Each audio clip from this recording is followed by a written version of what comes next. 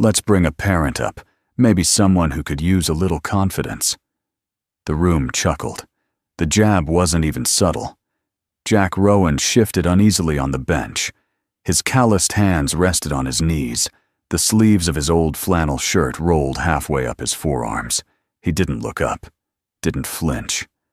But he heard it, felt it in every ripple of laughter that followed. Mr. Rowan coach Craig Dalton called again, his voice louder, more theatrical. "You're Luke's dad, right? Why don't you come show the kids what bravery looks like?" A few parents glanced over with polite smiles. Some teenagers snickered. One whispered, "Isn't that the mechanic guy Jack?" exhaled slowly through his nose. Next to him, Luke stared down at the floor, his small fists clenched at his sides. "You don't have to, Dad." Jack put a hand on his son's shoulder. "It's okay, bud." He stood slowly and walked toward the center of the blue mat, worn boots squeaking faintly against the polished floor. The fluorescent lights buzzed overhead, white and cold.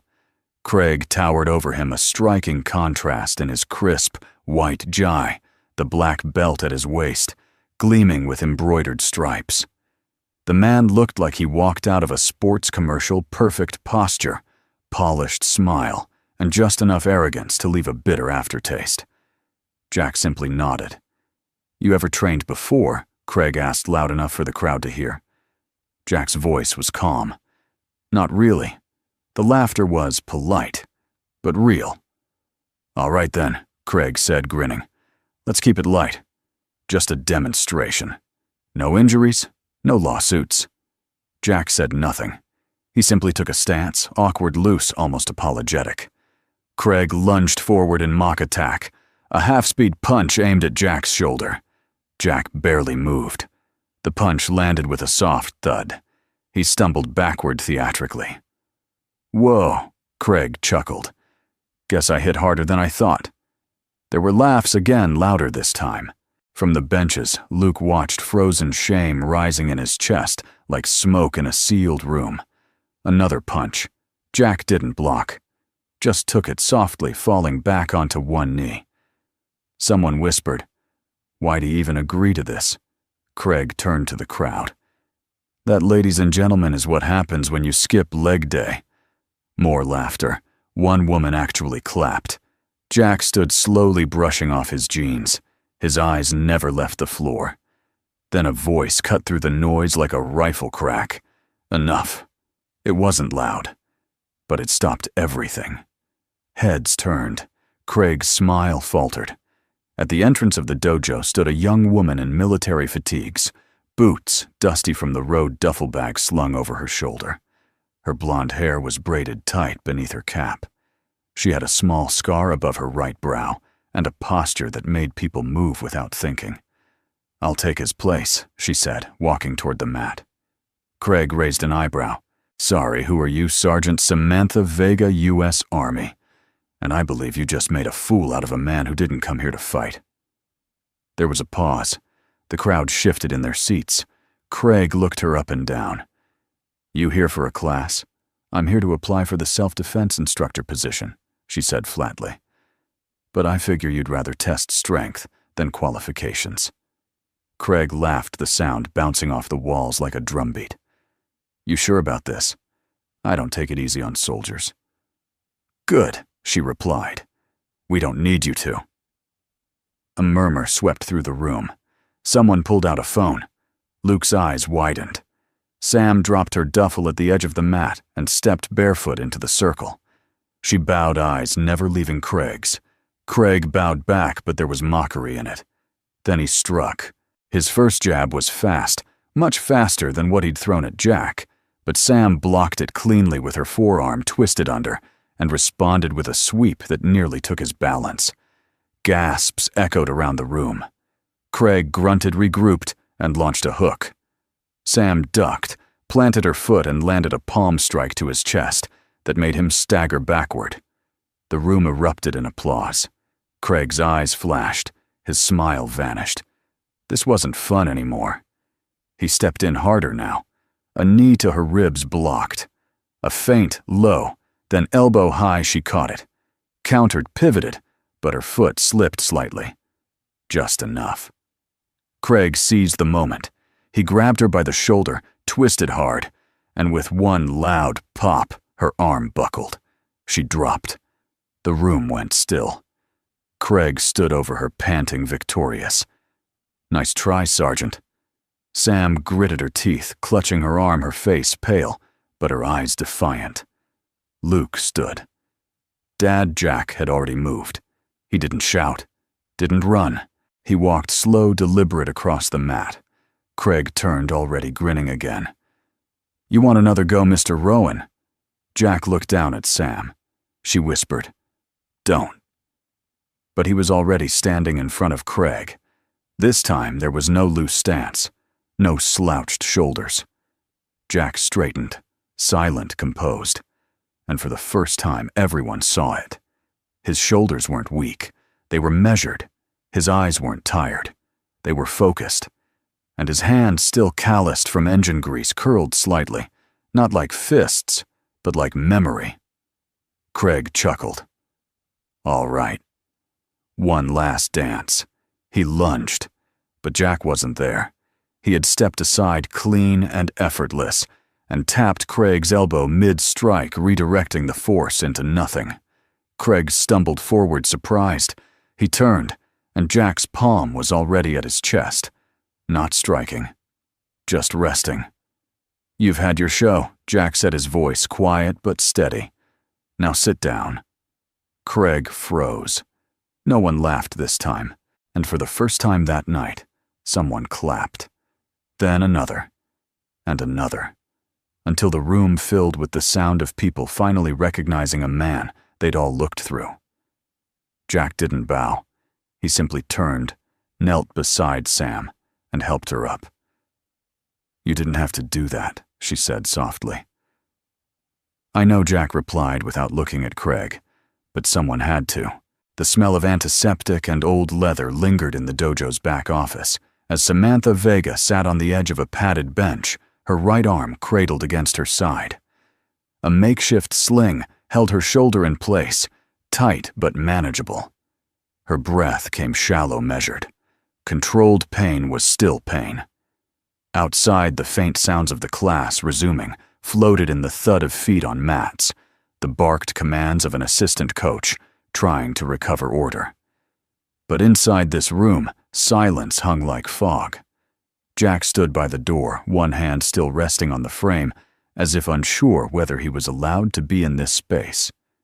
"You didn't have to do that," she said again, breaking the quiet. He looked at her. "Neither did you." A beat passed. Her eyes, sharp even through the exhaustion, studied him like a drill sergeant sizes up a recruit. "You took hits you didn't need to. Let him humiliate you." Jack didn't flinch. Luke was watching. She blinked, caught off guard. "I didn't want him to see me." "Break someone," Jack said quietly. "I'd rather he think I'm weak than watch me become what I used to be." Samantha nodded slowly. Then she let out a long breath and smirked.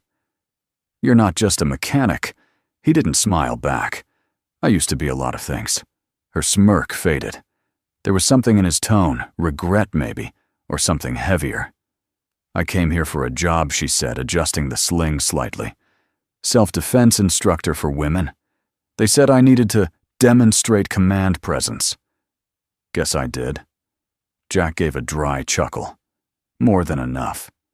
She looked away for a moment, then said, "I've seen a lot of men like Craig. They punch down because they've never had to punch up." Jack crossed the room and pulled a stool near her bench.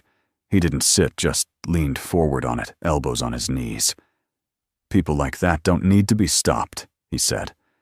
"They need to be outlasted. Shown up. Quietly. In front of the people they think they're impressing." Samantha looked at him again. "What exactly did you used to do?" He hesitated. "Let's just say, I used to be the man they called when things were already broken." She raised an eyebrow. "Military," he nodded once slow. "Something like that." "Special Forces," Jack looked down. "It's not something I talk about. Fair," she said. Then after a moment, you didn't throw a single punch. You know that, right? I do. But you won. He nodded again, eyes distant. It wasn't just Craig you were beating, she added. It was everything he stands for. Jack finally looked at her, and this time his gaze held weight. That's not winning. That's surviving. There was a long pause before she said, "Still." It was the first time in a long while I felt like someone had my six. Jack stood quietly and stepped to the mini fridge in the corner. He took out a bottle of cold water and handed it to her. "You're not used to letting people help, are you?" he asked. Samantha took the bottle. "What gave me away?" "The fact you tried to finish the fight with a dislocated shoulder." She smirked again. "Wouldn't have been the first time. Shouldn't have been this time." Their eyes locked. For a second there was silence, not uncomfortable but full. Charged. She broke it first. "You have a quiet anger about you." Jack looked at her. "And you've got something to prove. That's what keeps us alive, right?" He shook his head. "No. What keeps us alive is learning when to stop fighting." Samantha looked away again. Her fingers curled tighter around the water bottle. "You lost someone," she said softly, like the words had just been dropped into the room without permission. Jack's jaw tightened, but he didn't deny it. "So did I," she continued. "My brother. He served with someone. SEAL team, I think. Got caught in a blast in Syria. Whole convoy went dark. He was my hero." Jack exhaled slowly but didn't speak. "You ever lose someone and feel like the guilt's worse than the grief?" she asked. He finally nodded. "Every day." She looked at him, then really looked. "You think it ever goes away?" "No," he said. "But sometimes it gets quieter." Samantha leaned back against the wall. For a moment her expression softened, not the soldier's mask, but the woman underneath it.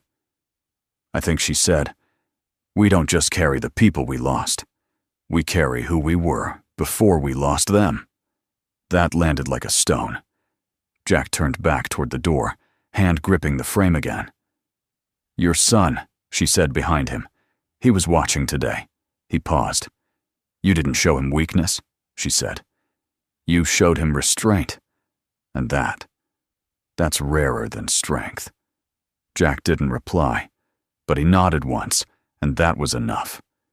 As he opened the door to leave, she called out Jack. He turned.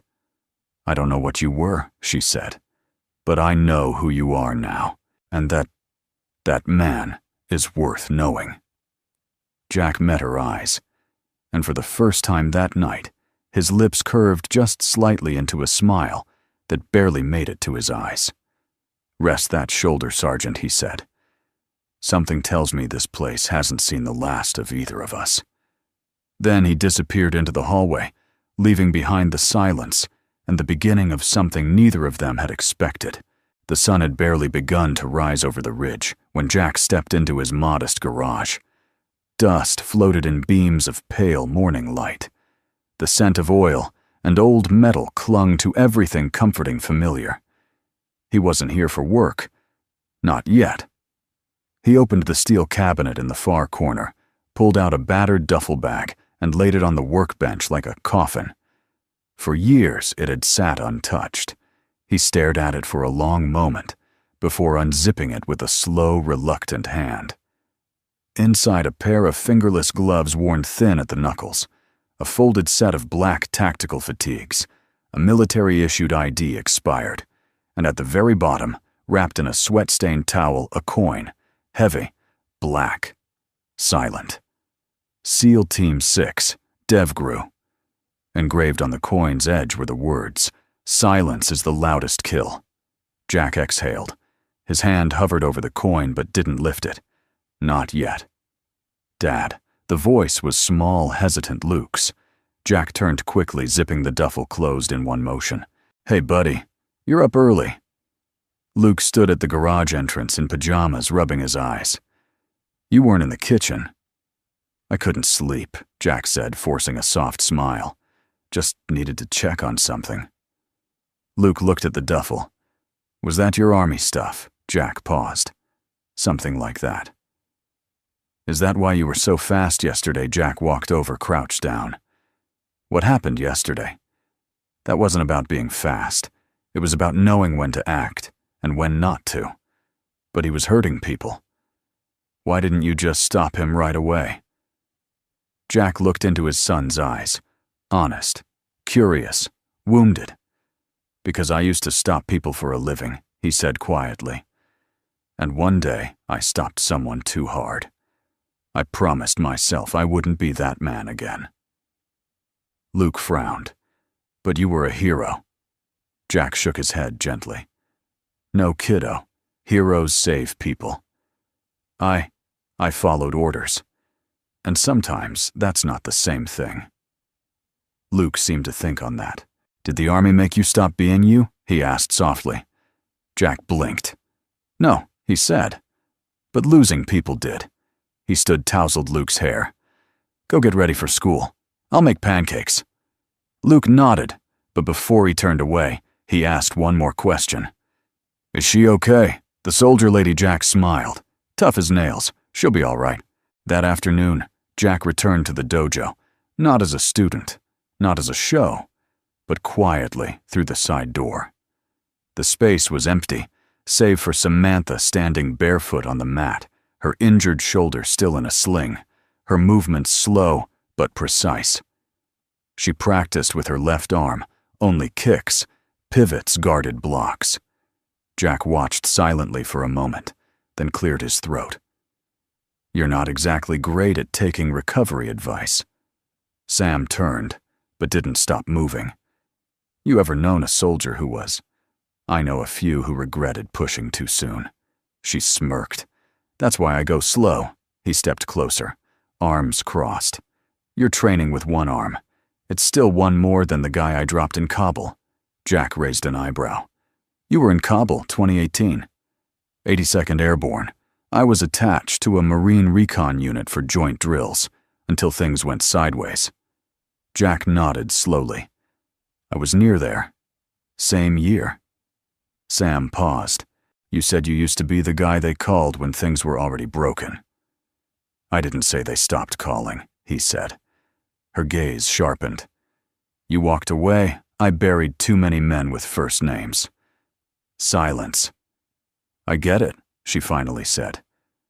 My brother, he never came back. Not even his tags. Just a flag. Jack's eyes dropped. What was his name? Jeremy Vega. He was a light. Always the loudest laugh in the barracks.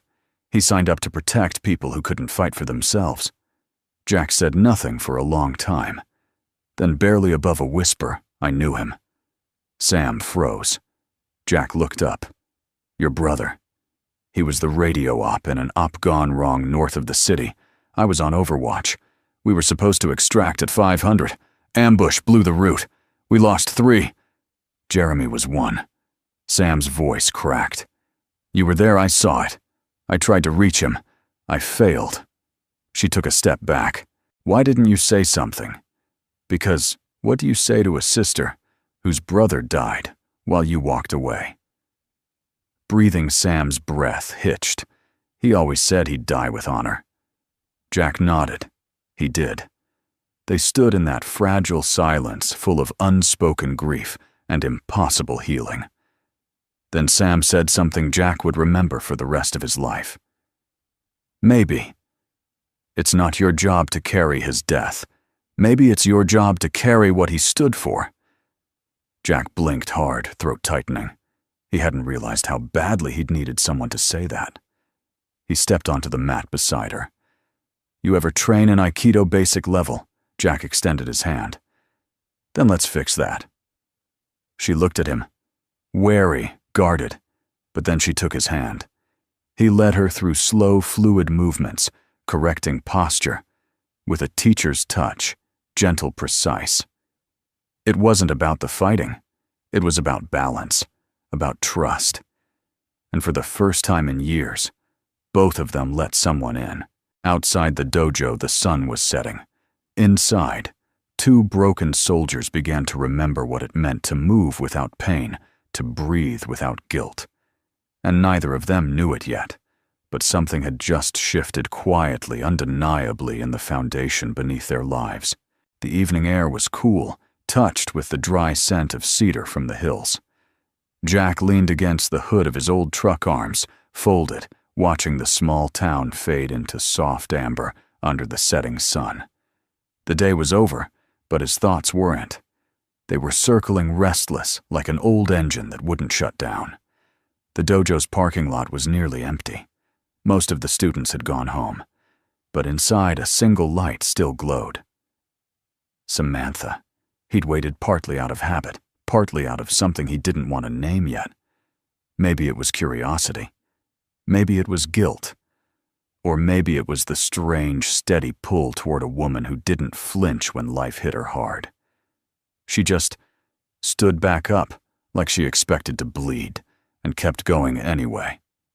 The door opened. Sam stepped out, slinging her duffel bag over her good shoulder. She wore a worn-out t-shirt that read, "Fort Benning Women Lead," and a tired smirk. Jack straightened. "You trained through dinner again." "Dinner's overrated," she replied, unlocking her car with a beep. "Besides, pain builds character." He gave her a sideways look. "That's exactly what people say right before they need surgery." She chuckled. "You're not wrong." He hesitated. "You hungry?" She paused, studying his face for a second. "Is that an offer I make a mean grilled cheese?" he said, tone neutral but eyes searching. Sam tilted her head. "That's dangerously close to a date, Rowan." He shrugged. "I call it gratitude. You took a hit meant for me." She gave him a long look, then smiled. "All right. But if the cheese isn't sharp enough to bite back, I'm leaving." Jack nodded toward the truck. "Fair warning. I drive stick." "Good," she said, climbing in. "I don't trust people who don't." Jack's house was small, 1 story, all earth tones and simplicity. Everything inside was clean, but lived in. A single leather couch, a wall of framed photos that stopped abruptly around 2015, and a table covered with drawings clearly made by a 9-year-old with big ideas about dragons and rocket ships. Luke's room was dark, the door cracked open. "Is he asleep?" Sam whispered. "Out cold," Jack said. Setting a pan on the stove, math homework did him in. She smiled, walking slowly around the space. Her eyes paused on a photo of Jack in uniform. Younger, harder, less tired. He stood beside a group of men, all laughing in the heat of somewhere far away. "Is this them?" she asked. Jack turned slightly. "Yeah. That's Carson Mendez Stone. And that's Cooper, the one who—" He cut himself off. Sam glanced over. "The one you lost." He nodded softly. "The one I broke." She walked to the window, her silhouette framed by the light over the sink. "You ever think about who you'd be if none of it happened?" "All the time," he said, flipping a sandwich. "But then I look at Luke, and I think, maybe this is who I was supposed to be all along." Sam turned back, something warm and wounded in her expression. "That kid worships you. I'm not sure he should." "That's the point, Jack. You're not trying to be a hero. You're just showing up. That's what sticks with kids. Not perfection presence." Jack stared at her. "You sound like someone who's been through the other side of that equation." She nodded slowly. "My dad was a legend in his unit. Medals, parades, speeches. But he wasn't at my graduation. Or my enlistment. He said he wanted me to be strong, so he made sure I never needed him." Jack frowned. "That's not strength. That's absence with a good excuse." She met his gaze, and for a long second, they just looked at each other. No bravado. No roles. Just the unspoken understanding of 2 people who'd been trained to suppress everything, now realizing how much of themselves they'd buried in the process. The grilled cheese hissed softly in the pan. "Tell me about the scar," Jack said, nodding toward her shoulder. She touched the edge of it absently. IED. Iraq. We were clearing a school after an explosion. Roof collapsed on us. I took shrapnel and 3 years of guilt because I froze for 6 seconds. He leaned against the counter. That doesn't sound like something you should carry alone. I don't. Not anymore. She paused. You helped with that. He smiled, a slow, small thing.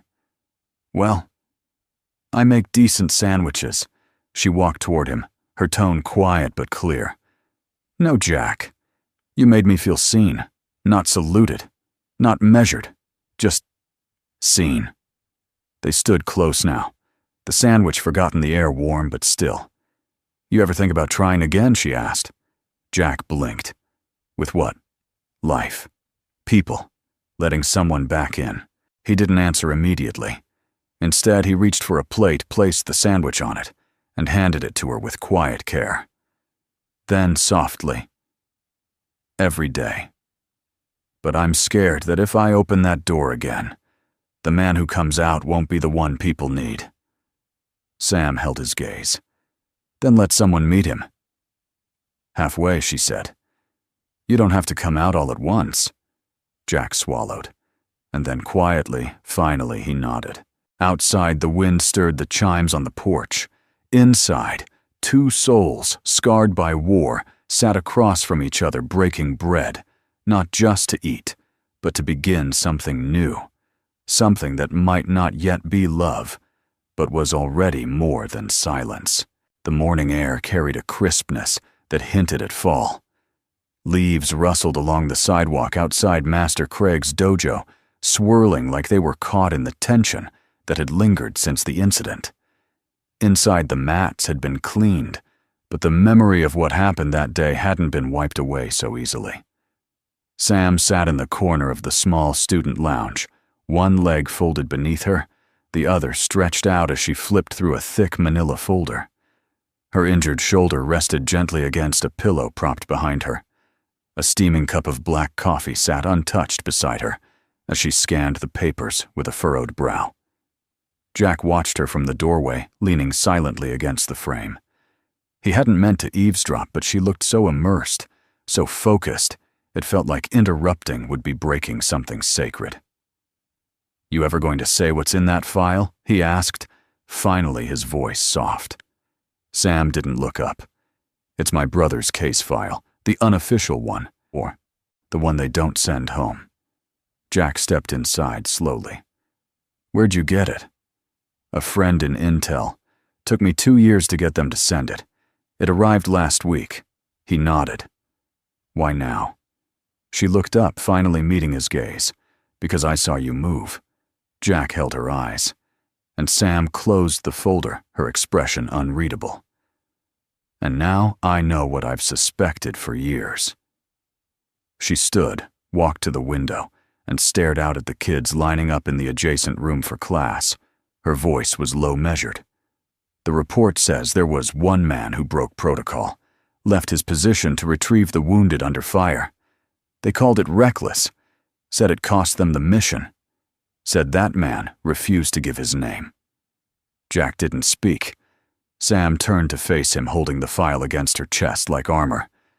You were there, weren't you? A long silence passed. Jack looked down at the floor, jaw tight. I was overwatch for your brother's convoy. I had eyes on the road. Saw the explosion happen. Heard the screams in my headset. He swallowed, voice hoarse. I broke rank. Moved in without authorization. Thought I could pull him out. Got 3 of the others. But by the time I reached him, it was too late. The vehicle went up. I never forgave myself for not getting him to. Sam didn't cry, but her voice trembled with something heavier than tears. Why didn't you tell me? Jack's voice was a whisper. Because I thought if I said his name out loud, you'd see me not as the man I am now, but the one who failed him then. She looked at him for a long, loaded moment, then stepped closer. You didn't fail him, she said. You honored him. Jack's eyes flickered. Every step you took that day, every risk you took, was because you refused to leave a brother behind, she said. That's not failure. That's the kind of man I wish more people were. Jack looked away, his throat tight. He believed in people. That's what I remember most about him. He believed everyone deserved to be saved. Sam nodded. That's what he told me in his last letter. She reached into the file and pulled out a worn envelope. She handed it to Jack. He wrote this 2 days before the ambush. I didn't open it until last year. Jack took the letter carefully, hands trembling slightly as he unfolded it. He read silently, his eyes scanning the neat block handwriting. If something happens to me, don't let it break you, Sam. Don't become hard just because the world is. There are still good men out there. I served with one. He doesn't talk much, but I'd trust him with my life. They call him Ghost. And if you ever meet him, tell him I said thanks. Tell him I knew he'd come for me. Jack's hands trembled. His chest rose and fell uneven. Sam reached out and touched his arm gently. I think he already forgave you, she whispered. Long before you ever needed it. Jack's voice cracked. I didn't ask for forgiveness. No, she said softly, but maybe it's time you gave it to yourself. They stood in silence, both staring down at the letter. In the other room, the sound of children's laughter filtered in, muffled but bright. Life was still happening louder, freer just on the other side of the door. Sam turned toward the window again. Craig's holding an exhibition match next weekend. Parents, students, local sponsors. Full audience. He's calling it a discipline showcase. But it's a power play, a way to win back the narrative. Jack exhaled. And let me guess, he wants us to participate. He asked me directly. Told me if I want to prove myself, I can step into the ring against his elite student. Jack looked at her carefully. You said yes. Not yet, she replied. But I'm thinking about it. Your shoulder isn't ready, Jack warned. She smirked. Neither was my heart. But I keep showing up anyway. He studied her for a moment, then said, What are you trying to prove? Sam's expression turned serious. That strength doesn't have to be loud. That control is power. That people like your son deserve to see someone stand up to bullies without becoming one. Jack nodded slowly. Then let me train you. Sam raised an eyebrow. Yui met her gaze with quiet intensity. You've got the fight. But I've seen what happens when good people walk into a rigged match. If you're going to step into his ring, we do it right. Together. She smiled. Well then, Ghost. Let's make some noise. Jack smiled back, the old pain in his eyes giving way just slightly to something new. Purpose. Outside, the sun moved higher in the sky. Inside, 2 broken warriors stood not as remnants of war, but as allies in something deeper than vengeance. Redemption. Jack stepped onto the mat, barefoot, steady. The dojo was quieter than usual, not because it was empty, but because the room held a different kind of energy. There were no shouting instructors, no showy kicks for applause. Just quiet breathing, hesitant feet, and a circle of kids who didn't quite believe they belonged here. Across from him, Sam adjusted the stance of a boy with a prosthetic leg. She crouched to eye-level, her voice even and gentle. Balance comes from here, she said, tapping her own core. Not from your foot, not from your arms. Right here. You don't need what the world says you're missing. The boy nodded slowly, tried again. Jack turned his gaze around the room. There was Maya, a 10-year-old girl who hadn't spoken a full sentence since arriving 2 weeks ago. Her wide brown eyes filled with a mix of fear and fierce attention. There was Darnell Small for 12, who wore his hoodie even in summer to avoid stares at the scars along his arms. And in the center, there was Luke, his son leading the group in warm-ups. Voice clear, shoulders square, his stutter gone, replaced by a quiet confidence Jack didn't recognize, but deeply respected. Luke called out, "Remember, breathe first." Move second. Sam caught Jack's glance and nodded almost imperceptibly. He's leading, she said quietly. And they're following.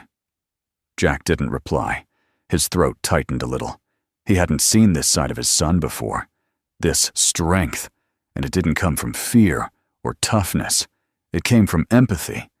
It came from watching his father choose control over chaos. They called it the compassion class. It wasn't on the schedule. There was no charge, no belt tests, no trophies. Just twice a week after hours for kids who didn't shout the loudest or kick the highest. For the ones who were overlooked or overwhelmed. For the ones who needed martial arts, not for sport, but survival. Sam stood beside a teenage girl named Amira, helping her with a block sequence. Amira wore a hijab, had transferred schools 3 times in 2 years, and barely met anyone's eyes. "You don't have to hit hard," Sam told her, guiding her wrist. "You just have to hold your space." Amira looked up. "But what if they don't stop?" Sam smiled. "Then you let them see that you're not afraid to stand." Amira's eyes flickered. Then she nodded. Nearby, Darnell struggled with a partner drill. He moved slow, unsure, flinching every time someone came close. Jack walked over, knelt beside him. "You okay?" he asked. Darnell looked away. "I don't like it when people get too close." Jack nodded. "You don't have to finish the drill. Want to just breathe with me?" The boy blinked, then nodded slowly. They sat cross-legged on the mat. Jack inhaled, held, exhaled. Darnell followed. 2 breaths, then 4. And when the class ended, Darnell stayed behind to help put away the mats. That night, as Jack locked the dojo doors, Sam stood beside him holding a clipboard filled with scribbled notes. "I've never seen anything like this," she said. "Not in the Army, not in the VA, not in any gym." Jack smiled. "That's because we're not building fighters. We're building belief." She looked at him. "That's a big mission for a man who used to call himself Ghost." He shrugged. Maybe ghosts just need somewhere to haunt less and heal more. Sam stared at him, her voice softer now. "You don't have to carry their ghosts alone, you know." Jack met her gaze. "I'm starting to believe that." They stood in the doorway for a moment, listening to the wind pick up outside. The world was still full of noise and trouble. But in this small corner, there was peace. Earned, not given. The compassion class became a whisper through town. Parents who'd been ashamed to ask for help now stood outside the windows, watching their kids find strength in silence, in discipline, in gentleness. Local officers dropped by to observe. One offered to donate uniforms. Another brought pizza and sat cross-legged on the floor with the kids. One evening, a grandmother in a bright red church dress pulled Jack aside and said, "You gave my baby back his smile. I don't care what they say about you. You're doing God's work here." Jack didn't know what to say. He just nodded and blinked fast. One Thursday afternoon, Luke stood in front of the class, palms pressed together. "Today," he said, "I want us to learn a word my dad taught me." The kids leaned in. It's restraint. That means having power, but choosing not to hurt. That's the strongest thing you can do. Silence followed, then a single clap, then another, until the room filled with applause, not for punches or kicks, but for a boy who had once hidden behind his father, now stepping into the light. Jack watched from the back hand resting on the doorknob. Sam appeared beside him. "You raised him right," she whispered. Jack shook his head. "He's teaching me now." Later that night, as they walked toward the parking lot together, Sam asked the question that had been sitting between them for days. "Why didn't you do this sooner?" Jack, the teaching. The giving back. He paused, hands in his jacket pockets. "Because I thought I was too broken to offer anything worth giving." And now Jack looked toward the dojo, its windows glowing like a lighthouse in the dusk.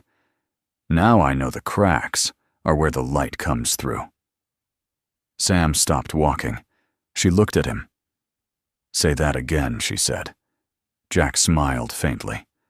"The cracks are where the light comes through." She didn't say anything for a long time. Then she whispered, "You're more than just a ghost." He turned to her, and for the first time didn't look away. The wind rustled the brittle autumn leaves outside Jack's house, making the old porch creak like it carried secrets. Inside, the lights were low. The air held that strange kind of quiet that arrives just before something shifts forever. Sam sat on Jack's worn leather couch, a weathered green field journal in her lap. She hadn't opened it yet. Her hands trembled not from fear, but from the weight of what she might find. It had arrived that afternoon in an unmarked envelope. No return address. No explanation. Just her brother's name scrawled across the front in thick black marker. Jeremy Vega. She stared at the journal's cover, cracked at the spine corners, curled like a book that had been carried through war. Jack watched her from the kitchen doorway, holding 2 mugs of coffee he'd nearly forgotten he made. His instincts told him not to press. Not with Sam, not with this, but something in her silence felt heavy. Ancient. "Want me to give you space?" he asked softly. She didn't look up. "No. Stay." He set the mugs on the table and sat beside her, careful not to let their knees touch. The room smelled faintly of cedar and motor oil, and the warmth between them came not from proximity, but permission. "I didn't know he kept a journal," she said. "Most of us didn't. Soldiers write things they can't say."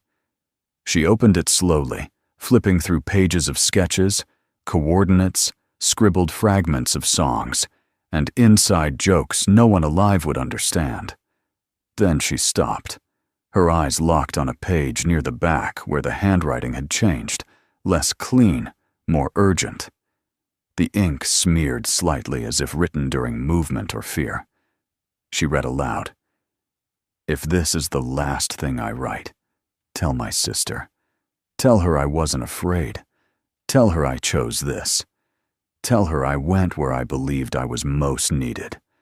And if you ever find him, Ghost, tell him I don't blame him. He saved everyone else, just not me." Sam's voice cracked. Her hands went limp, the journal slipping slightly from her fingers. Jack reached out instinctively, steadying it before it fell. She covered her face with both hands, a deep, trembling breath escaping her chest. And then finally, she wept. Not the silent tears she usually fought back with clenched fists, but a full, unguarded sob that echoed in the quiet of Jack's living room. He didn't speak, didn't try to stop it, didn't try to fix it. He just sat there beside her, letting her fall apart, because sometimes grief needs an audience, not a solution. When her sobs subsided into hiccuped breaths, she looked at him through damp lashes. All this time, she whispered, "I thought you carried guilt because you failed him. But you didn't. He let go first. He made peace before I ever knew he was gone." Jack stared at the floor, his voice low and strained. He should have lived. I had 20 more seconds, maybe 30. He didn't see it that way, she said. And neither do I. Jack turned toward her, and for the first time since they'd met, she didn't see the ghost of a man who had retreated from life. She saw a man who had held too much pain for too long, blaming himself for what wasn't his to own. "I've hated you," she said, voice trembling but honest, not with words, but quietly, for being the last one near him, for surviving. "I know," Jack replied. "I hated me too. But now," she touched the open page again, "now I know he didn't." She looked up, her voice steadier. "I'm sorry, Jack." He blinked. "For what?" "Forever mistaking your silence for weakness," she said. "You didn't walk away. You carried the weight so the rest of us could stand." Jack's lips parted, but no words came. Something in him, something old, buried, moved. Not crumbled, not broke, moved, like a tectonic plate in his chest finally shifting toward light. I didn't know who I was after that day, he admitted. Not really. I just disappeared behind the man I thought I had to be. Sam reached for his hand, not romantically, but with the sacred intimacy of shared survival. You were still him, she said, even when no one saw it. Especially then.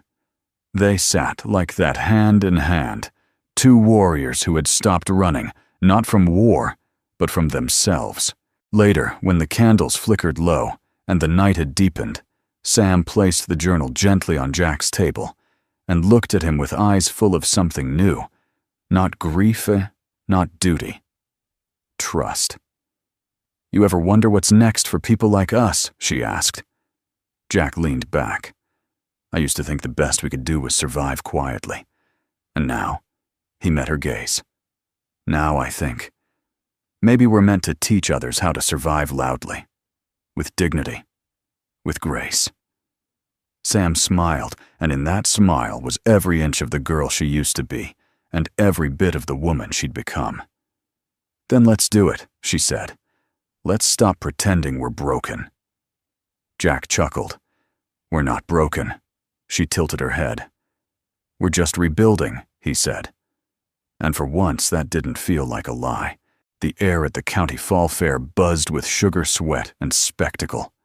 Ferris wheels groaned over the laughter of children. The scent of funnel cake floated through the crisp October wind.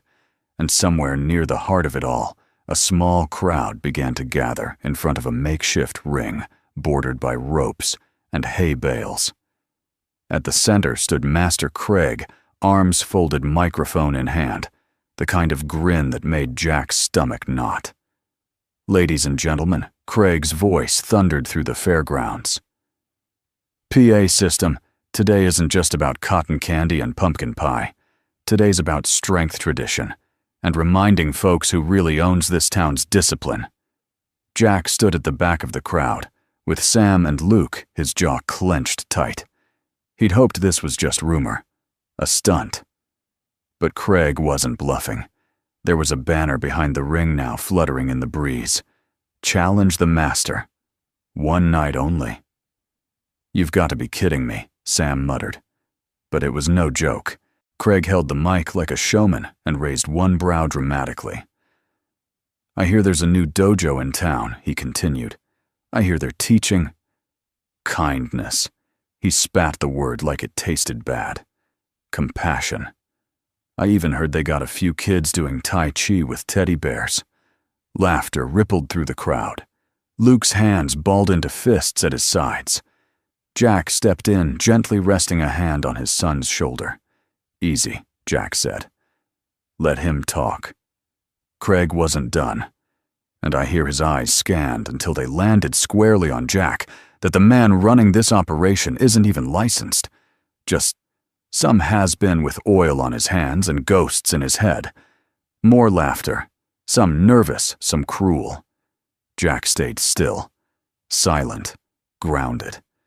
Craig smirked. So here's my offer. Ghost, he said, leaning into the mic. Send me your best, anyone you've trained. Let's give the town a show. You've got 30 minutes. Or walk away and let the crowd see what you're really made of. The crowd turned hundreds of eyes on Jack. He shook his head slowly, then raised his voice just enough to be heard. This isn't a circus, Craig. We don't train to entertain. Craig laughed, exaggerated and theatrical, spoken like a man who knows his students wouldn't last a round. Sam stepped forward before Jack could stop her. I'll do it, she said. Clear. Strong. No hesitation. A hush fell over the crowd. Craig blinked. I'm sorry.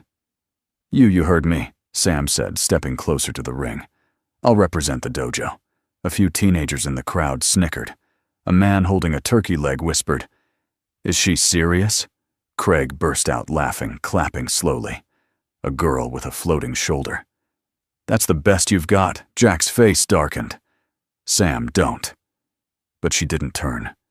He challenged us, she said quietly. And you said we teach them to stand. Not just when it's safe. She's right, Luke whispered.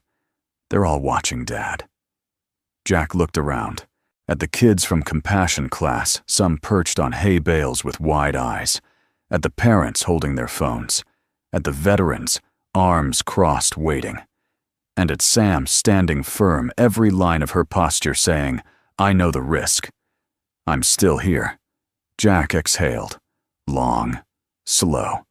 Then he stepped forward. If she fights, he said loud enough for Craig to hear, she fights on one condition. Craig raised a brow. What's that? No showboating. No blood. You hold back just like you do for your own students, or you face me next. The crowd buzzed. Craig's eyes narrowed. Sam added, and it ends in 3 rounds. No finishers. No knockouts. Just form. Control. Honor. Craig rolled his neck like a wolf sizing up a deer. Deal, he said, smiling wickedly. Though I should warn you, I don't lose in front of a crowd. Sam smirked. Maybe that's exactly why we're here. 20 minutes later, Sam was stretching in the prep tent behind the ring. Jack checked the wrap on her wrist again, his fingers slow focused. You sure about this? He asked. She nodded. He thinks I'm weak. Jack looked her in the eye. Then, let him underestimate you. She smiled. That's the plan. Luke appeared beside them, holding her mouthguard like it was made of gold. You got this, he whispered. You always tell us not to fight angry, just fight honest. She knelt to his height, touched his chin. Then I will, she said. I promise. The bell rang.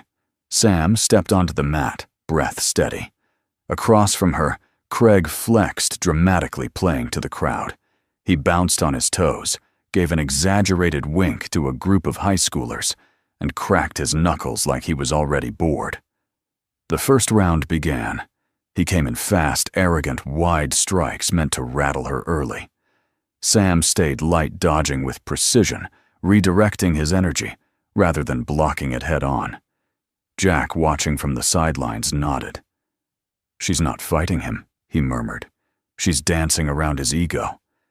Sam landed a clean palm strike to Craig's ribs. It wasn't hard, but it was controlled. Intentional. Measured. The crowd oohed. Craig's face changed. Just slightly. A twitch in his jaw. A tiny crack in the smugness. The second round started. This time he came in tighter, more serious. A sweep aimed for her legs. She jumped. Recovered. Slipped behind him and tapped his shoulder before stepping back. Touch point. The crowd began to murmur. Sam Vega, the injured vet, had taken a round. By the time the final round began, the tone had shifted. The crowd wasn't laughing anymore.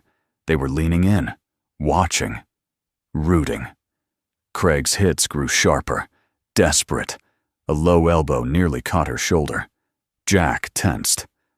Don't you dare, he muttered under his breath. Sam stumbled. Craig grinned.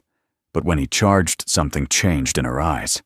She moved like water, soft, but unbreakable, and ducked beneath his strike, sliding her arm into a clean textbook takedown that landed Craig flat on his back.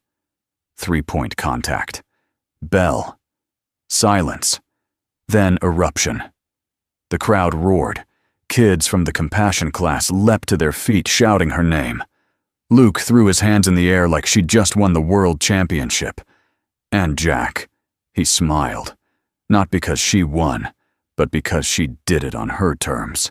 The moon had crept high over the fairgrounds, casting long silver streaks across the trampled hay and scuffed ring floor. Lights flickered above the crowd, casting an almost cinematic glow over what had begun as a friendly exhibition, but had now turned into something else entirely. The first 2 rounds had left the crowd breathless. Sam had moved like a whisper through the storm, precise, resilient, unshaken, even when Craig bore down on her with brute strength and thinly veiled contempt. She had countered him with grace, evaded him with clarity, and outmatched him with heart. And the people saw it. They stood, leaning forward, cheering for her. Not because she was perfect, but because she refused to bow. But in the third round, everything changed. Craig's smile had faded. His teeth were clenched now. The vein on his neck pulsed. He'd realized too late that the girl with the soft voice and damaged shoulder wasn't here to give him a good show. She was here to show the town what courage looked like when it didn't need to be loud. So he stopped playing fair. Jack felt it before he saw it. A shift in Craig's stance, a predatory lean, the kind of weight transfer only someone trained for war would recognize, a moment where principle gave way to pride. "He's setting her up," Jack murmured. Beside him, Luke whispered, "Dad." Then it happened. Sam moved into a front stance textbook clean, and Craig feinted a strike to her ribs. But his foot didn't stop where it should have. It slipped behind her ankle, and at the last second, his elbow snapped sideways, straight into her injured shoulder. The crowd gasped. A sickening pop echoed across the ring.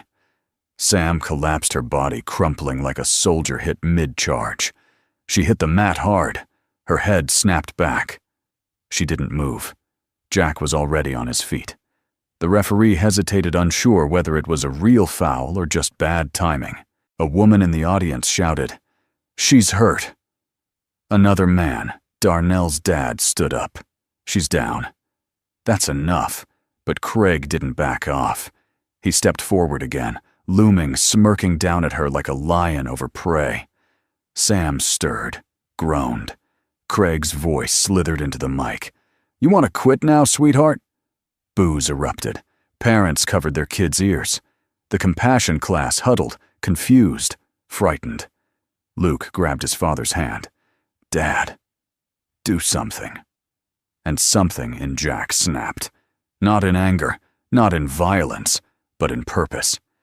He stepped through the rope, calm, controlled, shoulders squared like a man who'd buried pieces of himself and was now digging them back out.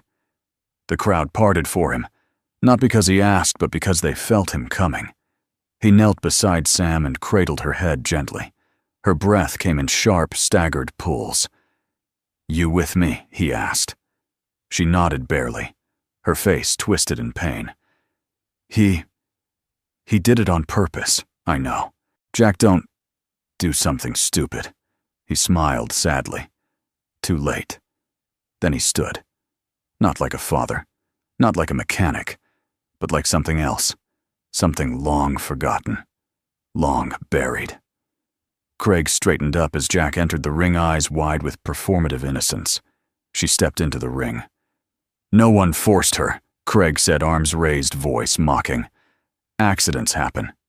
Jack said nothing, just stared. And in that moment, the crowd saw it. The way Jack's jaw clenched, not in fury, but in discipline. The way his hands didn't shake. The way his entire being radiated one thing: stillness before the storm. Craig snorted. "What, you gonna fix her like you fix your trucks?" Jack took one step forward, then another. Craig faltered. "Just a bit." "You know the rules," Jack said, voice like gravel. 3 rounds, controlled contact. You broke everyone. You struck an injury you knew existed. You swept her ankle from behind. You mocked her when she was down. He paused. "Now you answer to me." Craig laughed, but it didn't reach his eyes. "You don't have a license." Jack nodded. "Don't need one." His eyes, those tired, storm-worn eyes, sharpened into something ancient, unmistakable. A warrior's gaze. A murmur rippled through the crowd. Is that really the ghost? No one's seen him fight in over a decade?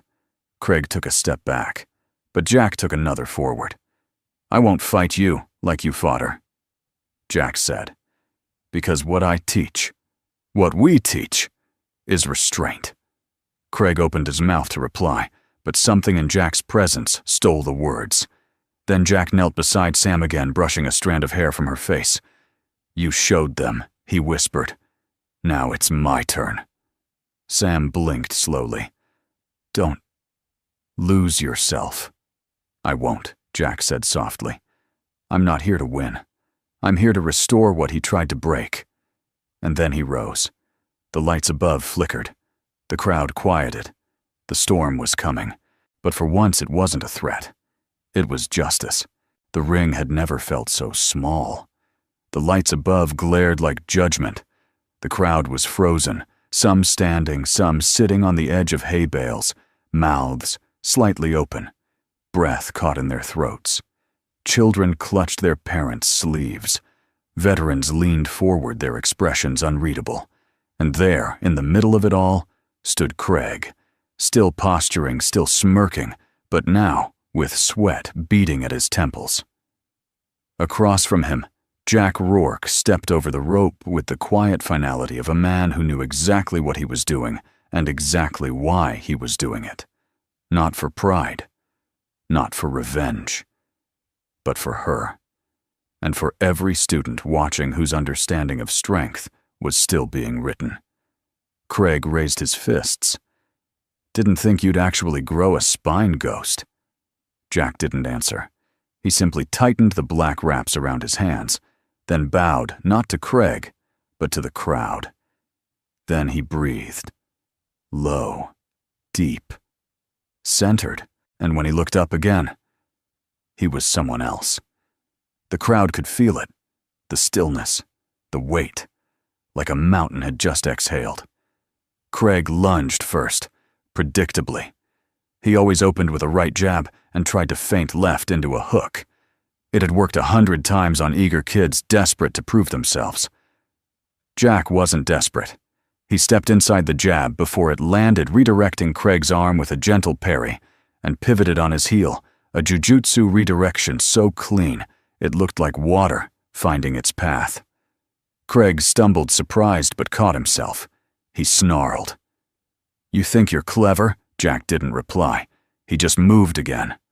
This time Craig charged harder, more aggressive, hoping to pin Jack to the ropes. He swung low, an obvious leg sweep, but Jack was already rotating with the motion, his center low, his hips aligned. Aikido. Jack used Craig's momentum against him, shifting slightly and sending the larger man crashing into the hay bale. The crowd gasped. Craig scrambled up, face red, fists wild. He swung blindly, a left elbow meant to intimidate more than connect, but Jack slipped beneath it. Inside range. Too close for Craig's size to matter. Krav Maga. A knee came up, stopped 1 inch short of Craig's gut. Jack could have taken the air out of his lungs. Chosen violence. Made a statement. He didn't. Instead, he backed up. Slowly. Calmly. Control. Craig staggered. "Fight me, damn it, I am," Jack said. "You just don't recognize it because no one's taught you restraint." Craig screamed, charging again with a roar. This time, Jack allowed the contact, let Craig shove him back, pin his arm. But before the grip fully closed, Jack's hand rotated, locking Craig's wrist, twisting him into an armbar that dropped him to one knee. The crowd exploded. "Let him go! Tap out!" Jack released him before the ref could count to 3. Craig was breathing heavy now. Sloppy. His face wet with sweat and humiliation. "You just don't quit." "Do you?" he spat. Jack's voice was calm. "Not when people are watching." Craig snarled. "You think you're better than me?" Jack shook his head. "No. I just remember what this was supposed to mean." Then Craig did something that made the crowd go silent again. He pulled off his gloves and charged, full force. No form, no honor, just fists. Jack ducked under the first swing, sidestepped the second, and Crack delivered a single open palm strike to Craig's sternum. Enough to stop him. Enough to say I could have. Then Jack spun. One fluid, graceful movement. His right leg rose in a perfect arc, clean, fast, beautiful. A roundhouse kick. Craig turned and froze. Jack's foot stopped, 1 inch from his face. Just one. The wind of it kissed Craig's cheek. The message wasn't subtle. It didn't need to be. "I could have broken you. I chose not to." Jack held the position for half a second, then slowly lowered his leg. Craig's breath was ragged. He dropped to his knees. The crowd was utterly silent. Then one clap, another. A wave of applause rolled over the ring, rising into cheers, whistles, and tears. Not for violence, not for a victor, but for discipline, for grace, for a man who could destroy but chose to teach instead. Luke ran toward the ring, climbing over the rope and flinging his arms around Jack's waist. "You didn't hurt him," he whispered, proud and trembling. "You showed him." Jack knelt, pulling his son into a full embrace. "That's the only kind of strength worth showing," he said. Sam, still bruised, sat just beyond the ring eyes, wide tears clinging to her lashes, not from pain, but awe. And deep, healing respect. She mouthed 2 words. "Thank you." Jack stood again, raising Luke's hand in his own. Not in victory, in example. Behind him, Craig slowly stood, eyes down. For the first time that night. He didn't speak. He couldn't. What Jack had given him wasn't defeat. It was a mirror, and some mirrors cut deeper than fists ever could. The morning of the dedication ceremony broke gently over the town, with sunlight glinting off rooftops, like forgiveness made visible. Autumn leaves danced across the sidewalks in shades of burnt orange and gold, as if even the trees themselves were offering a blessing. Outside a modest, freshly painted building on Maple Street, a crowd had already begun to gather. Children fidgeted in their Sunday-best parents, leaned against car hoods, sipping coffee, and elderly veterans nodded solemnly at one another. Above the door, a new sign hung Guardian's Path, Martial Arts, where strength meets grace. Inside, the smell of polished wood and new beginnings lingered. Banners hung on the walls, quotes from Bruce Lee, Maya Angelou, even Mr. Rogers. At the front of the dojo stood Sam, her arm still in a sling, eyes shining as she adjusted the microphone. But it wasn't her who would speak first. Luke stood beside her, a little taller than before, wearing his white GI like a second skin. His voice trembled only slightly as he looked out at the sea of faces, young and old strangers, and friends, skeptics, and believers. "My name is Luke Rourke," he began. "I'm 10. I used to be scared of everything." A chuckle from the crowd. He smiled shyly. "But then I met a woman who fights even when it hurts. And I remembered I had a dad who used to be a ghost, but came back." He took a deep breath, then recited from memory words he'd once heard, whispered in their living room, now spoken like scripture. "My dad taught me that martial arts isn't about fighting. It's about staying calm when you have every reason to lose control. It's about protecting people even if they don't thank you. It's about remembering who you are even when the world tries to forget." A silence fell. Reverent. Then the room erupted into applause, slow rising like a tide. In the back row, a woman in her 80s leaned toward her husband and whispered, "This isn't a dojo. It's a temple of character." Sam stepped up beside Luke, placing a hand on his shoulder. "What we build here isn't just for self-defense. It's for self-respect, for healing, for standing tall when no one else will." And then, as if on cue, the back doors opened. Craig entered. He wore no Gino uniform, just a simple button-down and jeans. But what caught the room was not what he wore, but how he walked. Slow, intentional, humbled. Jack met his gaze from across the room, arms folded, unreadable. Craig stopped at the front, took the mic without asking, and turned to face the people he once sought to impress through power. "I didn't come here to make a speech," he began. "And honestly, I don't think I deserve a place in this building." No one interrupted. He swallowed. "But I came to say this: I'm sorry. To Sam, to the kids, to this community. I thought martial arts was about being feared, about being first, about never being questioned." He paused, his voice catching. "But Jack showed me something else. He showed me that real strength doesn't come from fists. It comes from knowing when not to use them. He turned to Jack. Thank you for not finishing that fight, for showing me mercy. I didn't earn it, but it changed me. Jack gave a small nod. That's the point. Craig stepped back into the crowd, smaller now in posture, but somehow greater in spirit. Later that day, the dojo officially opened its doors.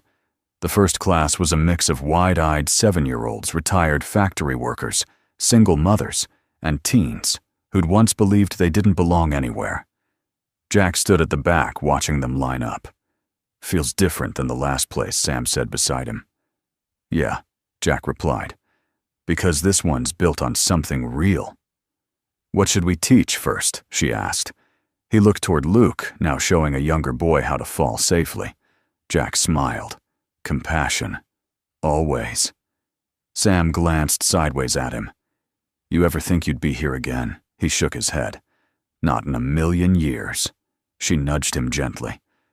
Well, turns out, you're a pretty good guardian, he chuckled. Takes one to know one. They stood in silence for a while, watching as a girl in a wheelchair was gently assisted into position by 2 other students, neither of whom had known her last week. That was the new rhythm here. This was no longer about belts or titles. This was the path. As the class began and sunlight streamed through the dojo windows, Luke turned briefly to the gathered parents, lifted his voice, and repeated the motto Jack had once whispered to him when he was too afraid to sleep. Strength without compassion is just control. Compassion without strength is just hope. But together, they build guardians. And for the first time in a long time, Jack Rourke didn't feel like a man haunted by the past. He felt like a father, a teacher, a warrior still. But more than anything, he felt like a man. Home. If this story touched your heart in any way, made you pause, reflect, maybe even smile through a tear, we'd love to hear from you. Let us know in the comments, where in the world are you watching from? It's always a gift to see how far these stories reach and how they connect us across miles and memories. If you believe in stories that carry warmth, healing, and a little bit of quiet strength, consider subscribing to the channel. We don't post noise, just heartfelt tales like this meant to uplift and stay with you long after the screen goes dark. And from all of us behind the scenes, thank you, truly, for spending your time here with us, for listening with your heart, and for believing like Jack and Sam that kindness is never wasted, and that sometimes the gentlest hands carry the strongest truth. Until next time, stay well, stay kind, and keep walking your own path. We'll be right here, waiting with the next story.